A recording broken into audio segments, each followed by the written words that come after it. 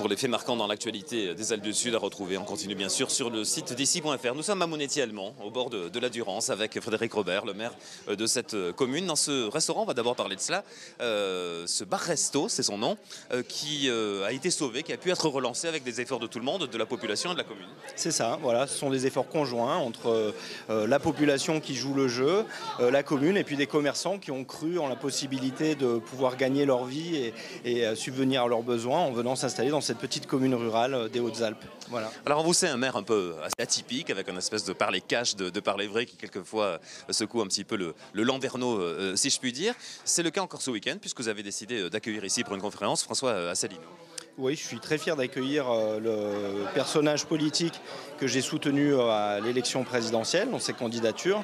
Et je suis content de pouvoir lui montrer un petit peu sur le terrain les réalisations qu'on a fait au niveau du Conseil, la réouverture du commerce, la belle existence des commerces qui étaient déjà installés avant, la réouverture du proxy. Là, je lui ai fait visiter un petit peu le village. On est allé voir un petit peu du côté du château, de la maison d'assistante maternelle qui a ouvert, des entreprises que j'ai installées à la cave coopérative.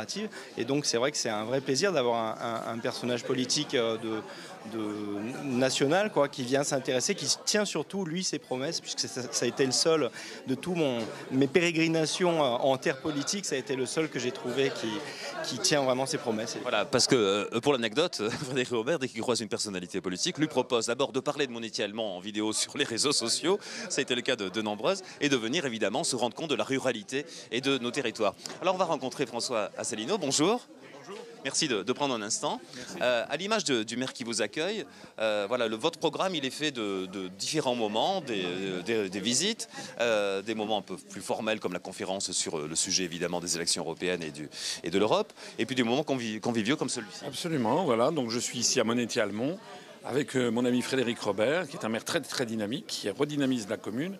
Et puis il y a beaucoup de monde qui est venu. Et d'ailleurs maintenant c'est une marque de fabrique, si j'ose dire.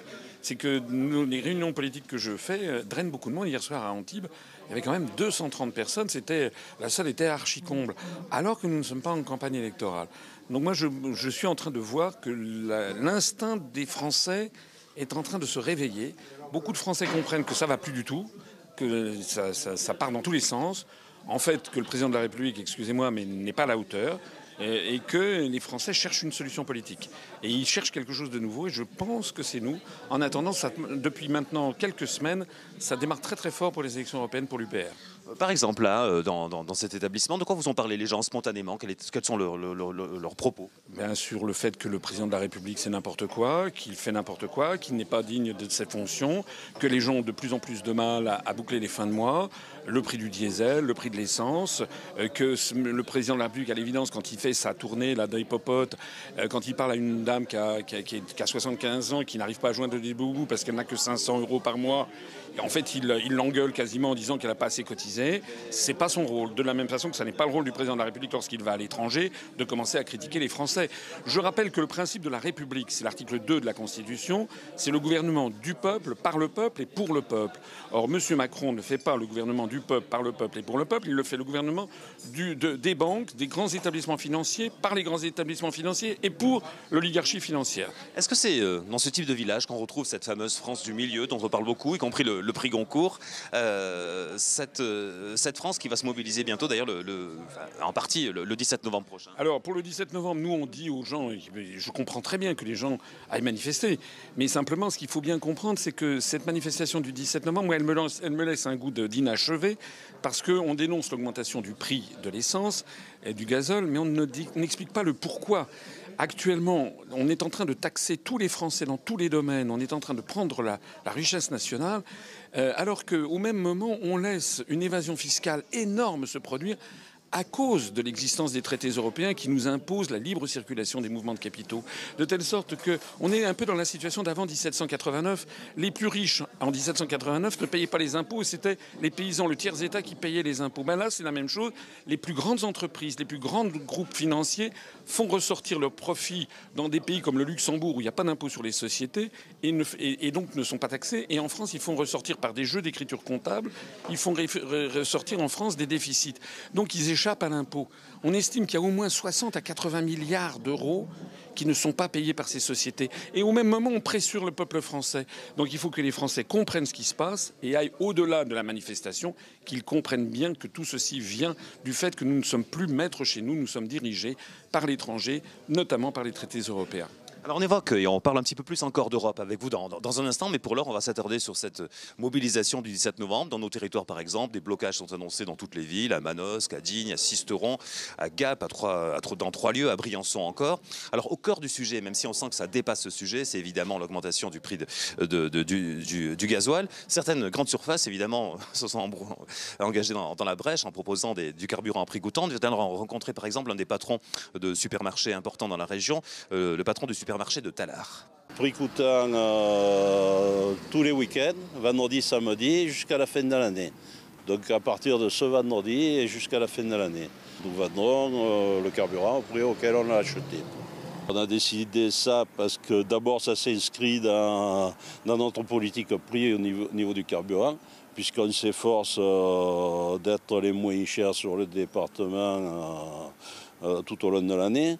Des opérations prix coûtant avec Intermarché, on n'en est pas à nos essais, on en fait régulièrement, souvent au moment des grands départs en vacances. Ça permet de rétrocéder, d'aider un peu le pouvoir d'achat de nos concitoyens. Je pense qu'actuellement, les gens sont sensibles à ces problèmes de prix de carburant. Si on peut aider à adoucir un peu la note, on le fait bien volontiers. Et on va suivre la montée en puissance de cette mobilisation tout au long de la semaine. On est toujours à Monestier-Allemand avec François Asselineau, tête de liste aux élections européennes du 26 mai prochain.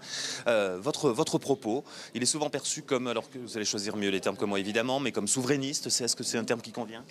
Bon, moi je parle d'un mouvement de libération nationale. Ce que nous voulons, c'est tout simplement rendre aux Français leur démocratie, leur choix, à leur possibilité de choisir leur avenir collectif. Vous savez, il y a des gens qui se posent la question, beaucoup de Français se posent la question, mais pourquoi ce monsieur veut absolument sortir de l'Union européenne ? Les gens qui se posent cette question, c'est des gens qui n'ont pas en réalité suffisamment écouté mes analyses et suffisamment réfléchi à ce que nous proposons. Je ne suis pas un monomaniaque. Nous, si on propose de sortir de l'Union européenne, ça n'est pas une fin en soi, c'est un moyen. C'est parce que c'est la seule possibilité que nous avons pour récupérer notre politique, fixer par exemple la taxation des grandes entreprises, comme je le disais tout à l'heure, protéger nos collectivités locales. Vous savez par exemple, la disparition des communes rurales, c'est imposé par les rapports des grandes orientations des politiques économiques demandées par la Commission européenne. D'ailleurs, la même chose se produit en ce moment en Italie, se produit dans d'autres pays d'Europe. Il faut bien comprendre que nos dirigeants ne sont pas les vrais dirigeants de la France. Les vrais dirigeants, ils sont au-dessus. Ils sont à la Commission européenne à Bruxelles, à la Banque centrale européenne à Francfort, à Washington par l'OTAN pour la diplomatie. Je vous ai vu ou lu vous irriter un petit peu lorsqu'on considère vos propos et votre posture, votre proposition comme extrémiste. Mais ça n'a rien d'extrémiste. Ce qui est extrémiste, c'est de vouloir fusionner 27 ou 28 pays qui ont 1000 ans, 1500 ans d'âge ensemble. Vous savez ce que disait Charles de Gaulle ? Il disait « on ne fait pas une omelette avec des œufs durs ». Eh bien, ça veut dire que les États comme la France, c'est un pays qui a 1500 ans d'âge depuis le baptême de Clovis.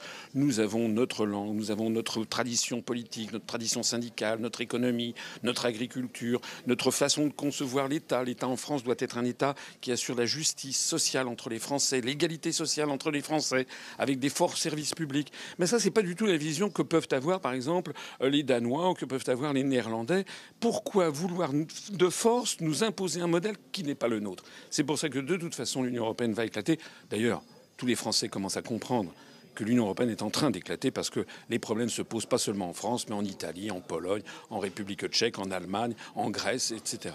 Le regard binaire qu'impose ou que propose le président de la République en disant voilà, il y a deux façons de voir l'Europe, est-ce qu'il vous convient ? Est-ce que c'est celui-là ? Oui, c'est ce débat qui va avoir lieu. Mais écoutez, M. Macron, vous savez, il a dit que ça sentait les années 30. Moi, je suis finalement assez d'accord avec ce qu'il a dit, parce que dans les années 30, il y avait la classe politique française qui se vautrait devant la collaboration avec l'Allemagne. C'est ce que fait M. Macron. Il a donné le TGV aux Allemands. On a obtenu quoi ? Rien. Il a cédé les turbines de Gecalsum aux Américains. On a obtenu quoi en échange ? Rien. Il a donné la gestion de l'aéroport de Toulouse à des Chinois, des escrocs chinois. On a obtenu quoi en échange ? Rien. Maintenant, il se propose de donner le siège au Conseil de sécurité de la France à l'Allemagne, voire de partager notre force de frappe nucléaire avec les Allemands. On a obtenu quoi ? Rien. Monsieur Macron déteste la France et les Français. D'ailleurs, dès qu'il va à l'étranger, il commence à critiquer la France et les Français. Un dernier mot sur le souvenir de la campagne présidentielle, quasiment 1%, etc. Quel souvenir vous en avez? C'est toujours étonnant de considérer que de parvenir à être candidat à la présidentielle, c'est déjà pas rien, les signatures et évidemment toute l'organisation. Et pour autant, des scores qui restent relativement faibles. Mais quel est votre souvenir de ce type de période? Le souvenir, c'est que j'ai eu droit à 1% du temps de parole dans les grands médias, et avec des journalistes dans les grands médias français qui m'ont traité de conspirationniste, complotiste, qui n'ont pas laissé le temps de m'exprimer, alors que M. Macron a eu droit à 28% du temps de parole, selon le CSA, et avec des journalistes des grands médias qui disaient c'est le génie du siècle. Imaginez l'inverse. Imaginez que j'ai eu 28% du temps de parole et M. Macron 1%, nous n'en serions pas là. Ça reste une belle aventure Ça reste une belle aventure, mais je pense qu'en 2022, les Français, entre-temps, auront compris comment ils ont été manipulés et comment on les a forcés à choisir un président de la République qui n'est pas à la hauteur de la fonction et qui, au lieu de défendre le peuple français, est en fait l'agent d'une oligarchie financière qui impose au peuple français une politique que fondamentalement il refuse. Nous vous remercions. Nous vous laissons à vos invités qui apparemment adhèrent à vos propos sans forcément beaucoup de surprises. Retrouvez nos analyses, nos propositions, adhérez ou faites un don sur upr.fr. Retrouvez-nous aussi sur Facebook pour partager des idées et participer au direct. Twitter pour suivre les réactions de François Asselineau au jour le jour. YouTube pour ne rater aucune de nos vidéos. Pour nous aider à rétablir la démocratie, poussez-nous, abonnez-vous, partagez.